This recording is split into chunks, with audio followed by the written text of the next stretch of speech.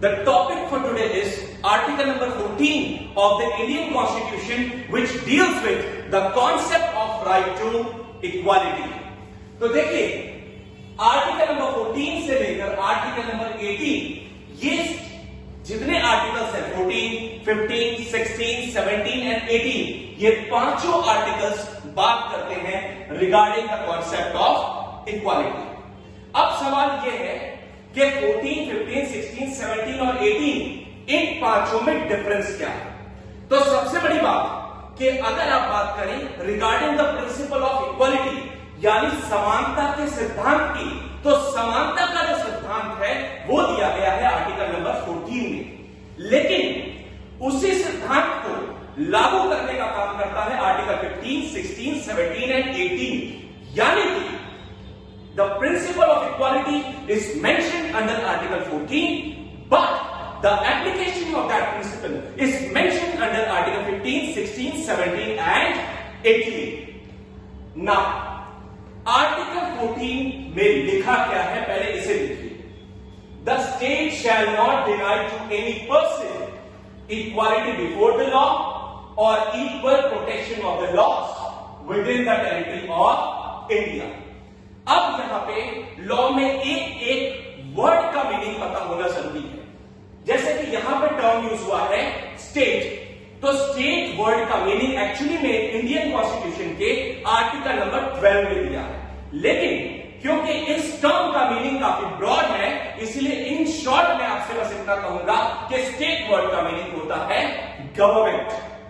The state shall not deny, यानी वंचित नहीं कर सकती दो चीजों से, पहला इक्वालिटी बिफोर द लॉ और दूसरा equal protection of the laws. और सबसे बड़ी बात यहां पे जो शब्द यूज हुआ है वो है एनी पर्सन, यानी कि ये जो आर्टिकल नंबर 14 है वो किसके लिए है, एनी पर्सन, यानी चाहे वो कोई इंडियन सिटीजन हो या चाहे वो कोई नॉन सिटीजन हो या चाहे वो कोई कंपनी हो, हर एक व्यक्ति के लिए आर्टिकल नंबर 14 जो कि बात करता है इक्वालिटी की, ये फंडामेंटल राइट हर किसी के लिए है, irrespective of the fact whether you are citizen और you are not the citizen of India. यहां तक कि कंपनी के लिए भी है आर्टिकल नंबर 14। अब इसका एट द एंड मीनिंग ये बनता है कि गवर्नमेंट किसी भी व्यक्ति को, कोई भी हो, दो चीजों से वंचित नहीं कर सकती, पहला इक्वालिटी बिफोर लॉ और दूसरा equal protection of the laws. ये दो एक्सप्रेशंस यहां पे यूज हुए हैं। अब सवाल ये है कि इक्वालिटी बिफोर द लॉ का कॉन्सेप्ट क्या है, तो बात को जरा ध्यान से समझिएगा। इक्वालिटी बिफोर द लॉ का जो कॉन्सेप्ट है इसे कहा जाता है एक नेगेटिव कॉन्सेप्ट। क्या कहा जाता है, नेगेटिव कॉन्सेप्ट। और ये जो इक्वालिटी बिफोर द लॉ का कॉन्सेप्ट है ये आया है इंग्लैंड में से। कहां से, इंग्लैंड से, यानी इंग्लिश लॉ से। और इंग्लैंड में भी एक प्रोफेसर है, प्रोफेसर एवी टाइसी, उन्होंने 19वीं सेंचुरी में एक कॉन्सेप्ट दिया था जिस कॉन्सेप्ट का नाम था the concept of the rule of law. और उसी रूल ऑफ लॉ के कॉन्सेप्ट से आता है आपका ये concept equality before the law, यानी कि इंडियन कॉन्स्टिट्यूशन के आर्टिकल 14 में ये जो टर्म मेंशन है इक्वालिटी बिफोर लॉ, वो प्रोफेसर एवी डाइसी के रूल ऑफ लॉ के कॉन्सेप्ट का ही एक एस्पेक्ट, यानी उन्हीं के ही रूल ऑफ लॉ के कॉन्सेप्ट का एक पहलू है। और दूसरा है equal protection of the laws. Equal protection of the laws ये वो कॉन्सेप्ट है जो आया है अमेरिकन कॉन्स्टिट्यूशन से, और अमेरिकन कॉन्स्टिट्यूशन के 14th अमेंडमेंट एक्ट से आया है equal protection of the law. अगर आप मुझसे कहें कि इन दोनों एक्सप्रेशंस का बेसिक मीनिंग क्या है, तो इक्वालिटी बिफोर द लॉ जो कि इंग्लैंड से आया है, जो कि नेगेटिव कॉन्सेप्ट है, जो कि प्रोफेसर एवी डाइसी के रूल ऑफ लॉ से आया है, इसका बेसिक मतलब होता है एब्सेंस ऑफ स्पेशल प्रिविलेजेस, यानी कि किसी भी व्यक्ति को किसी भी प्रकार का विशेषाधिकार प्राप्त नहीं हो सकता। एब्सेंस ऑफ स्पेशल प्रिविलेज, किसी भी व्यक्ति को किसी भी प्रकार का विशेषाधिकार नहीं दिया जाता। और दूसरा equal protection of the laws, इसका मतलब क्या है, इसका मतलब है equal treatment in equal circumstances, यानी आपको पता है असली इक्वालिटी क्या होती है, लोग कहते हैं कि एससी, एसटी, ओबीसी को इक्वली ट्रीट करिए, उनके लिए सेपरेट रिजर्वेशन का कॉन्सेप्ट मत बनाइए।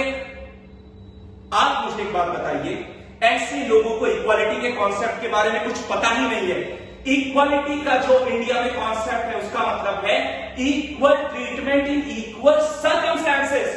पहले सबके हालात, सबकी परिस्थितियां, सबके सर्कमस्टेंसेस को हमें एक समान करना होगा, और जब सबके सर्कमस्टेंसेस, सबके हालात, सबकी परिस्थितियां एक समान हो जाएंगी, तब हम सबको इक्वल ट्रीटमेंट देंगे, तब दिया जाएगा equal treatment.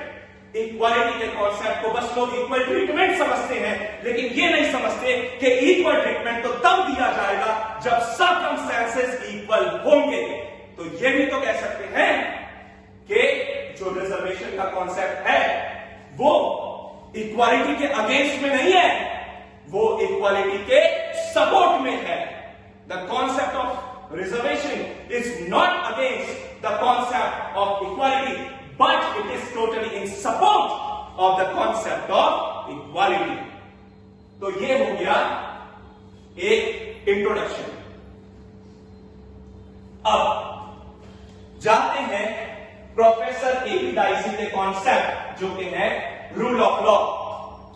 Rule of law ये वो कॉन्सेप्ट है जो प्रोफेसर एबी डाइसी के द्वारा 19th सेंचुरी में दिया गया था, 19th सेंचुरी में। और मैं आपको बता दूं कि एबी डाइसी के रूल ऑफ लॉ का एक जो बेसिक मीनिंग है वो ये है जो यहां पे लिखा है, सुनिएगा ध्यान से। Every official from the prime minister down to constable और collector of taxes is under the same responsibility for every act done without any legal justification as any other citizen. चाहे वो कोई प्रधानमंत्री हो, चाहे कलेक्टर हो, या चाहे कांस्टेबल हो, कोई भी हो, अगर किसी ने भी अगर क्राइम कमिट किया है तो उसकी जो लायबिलिटी होगी, जो रिस्पॉन्सिबिलिटी होगी, वो वैसी ही होगी, वो भी उतना ही लायबल होगा जितना एक आम नागरिक लायबल होता है अगर उसने वो एक्ट किया है विदाउट एनी लीगल जस्टिफिकेशन। यानी कोई भी हो, लॉ सबके लिए बराबर है। पीएम हो, कलेक्टर हो, कोई भी हो, आप इक्वली लायबल होंगे just like an ordinary citizen. फिर रूल ऑफ लॉ का जो कॉन्सेप्ट है जो प्रोफेसर एबी डाइसी ने दिया था, इसके 3 एस्पेक्ट्स हैं। आई मीन टू से 3 पहलू हैं। पहला, सुप्रीमसी ऑफ लॉ। ये सुप्रीमसी ऑफ लॉ का कॉन्सेप्ट क्या है तो मैं आपको एक बात बता दूं, supremacy of law is equal to absence of arbitrary power. Supremacy of law is equal to what? Absence of arbitrary power. यानी कि जहां पे लॉ सुप्रीम होगा, जिस देश में लॉ सर्वोच्च होगा, वहां पे कोई भी सरकार मनमानी नहीं कर पाएगी। और सुप्रीमसी ऑफ द लॉ का कॉन्सेप्ट क्या कहता है? No man may be punished for breach of law, but a man may be punished for breach of law, but he can be punished for nothing else. ये जो nothing else है ना, यही government की arbitrary power को खत्म करने का काम करता है। साफ साफ लिखा है कि अगर किसी इंसान को सजा देनी है तो आप उसको दीजिए, क्योंकि उसने कानून का उल्लंघन किया है। किसी और कारण से आप किसी व्यक्ति को सजा नहीं दे सकते, क्योंकि अगर किसी और कारण से सजा दी गई तो जाहिर सी बात है सरकार मनमानी करेगी। सरकार की आर्बिट्री पावर को खत्म किया गया है सुप्रीमसी ऑफ लॉ के कॉन्सेप्ट के द्वारा। सेकंड है इक्वालिटी बिफोर द लॉ। ये इक्वालिटी बिफोर द लॉ का कॉन्सेप्ट क्या कहता है? ये कहता है कि no privileges for public officials, यानी जितने भी पब्लिक ऑफिशियल्स हैं, जितने भी पब्लिक ऑफिशियल्स हैं, उनके लिए भी क्या है? सेम लॉ रहेगा। One system of law and one system of court. चाहे पब्लिक ऑफिशियल हो, आम जनता हो, कोई भी हो, सबके लिए लॉ क्या है? लॉ का एक ही सिस्टम फॉलो किया जाएगा। और देखिए, ये रूल ऑफ लॉ का ही एक एक्सपेक्ट है इक्वालिटी बिफोर लॉ, और इसी को हमने इंडियन कॉन्स्टिट्यूशन के आर्टिकल नंबर 14 में मेंशन भी किया है। और इसीलिए मैंने कहा था कि ये जो कॉन्सेप्ट है इक्वालिटी बिफोर द लॉ, ये आया है इंग्लैंड से। और मैं आपको एक बात बता दूं, एवी डाइसी का जो रूल ऑफ लॉ का कॉन्सेप्ट है, उसका पहला एस्पेक्ट और दूसरा एस्पेक्ट, ये दोनों एस्पेक्ट तो इंडिया में एप्लीकेबल होते हैं, लेकिन जो थर्ड एस्पेक्ट है वो इंडिया में एप्लीकेबल नहीं होता। अब आप कहेंगे सर क्या इसका ये मतलब है कि एवी डाइसी का रूल ऑफ लॉ इंडिया में एप्लीकेबल ही नहीं होता? मैंने ये नहीं कहा, लेकिन एवी डाइसी के रूल ऑफ लॉ का फर्स्ट और सेकंड एस्पेक्ट इंडिया में अप्लाई होता है, थर्ड में। थर्ड में क्या है?